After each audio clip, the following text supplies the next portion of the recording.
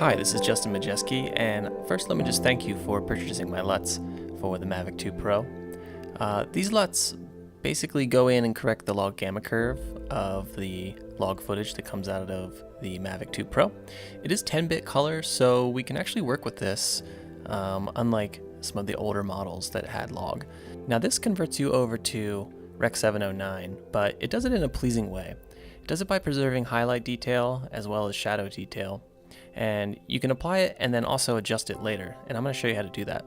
This is Adobe Premiere Pro, but this also works in Final Cut, DaVinci Resolve, Baselight, pretty much any application that can take a 3D LUT will take this. Now, the best way to do it in Premiere is to jump over to your lumimetry color panel, and you would want normally to put it into here, into the input LUT, under the basic correction.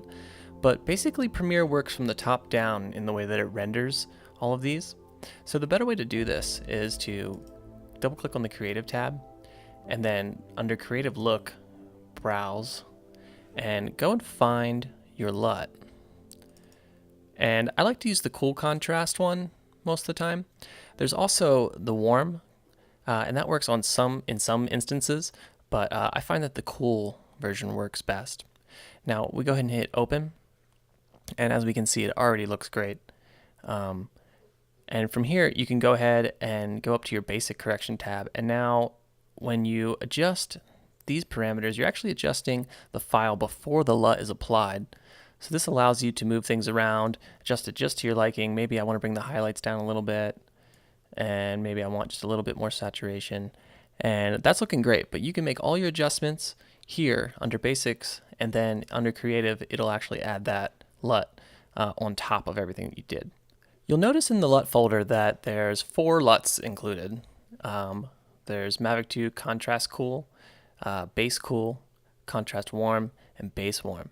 And basically the base is simply just a Rec. 709 conversion, and there's no contrast or anything like that added. So if you wanted to just add the color and then come in here and do the contrast yourself, that's totally doable. But if you want a look that's just going to look good right out of camera, you can just apply the one that I created that has the contrast added in for you, contrast and saturation. But I wanted to just give you that option. So this contrast is basically just the base plus contrast and saturation added to my liking. If you want to have full freedom, use the base cool and add all the contrast and saturation in yourself. But if you want something that's plug and play, ready to go, just use contrast cool. And again, you can just go up to the basic correction and make all of your nitty-gritty little detail corrections. All right, hope you found that useful. Thanks for purchasing. Keep an eye out because I'll be doing some more of these that are a little more moody and toned to different looks.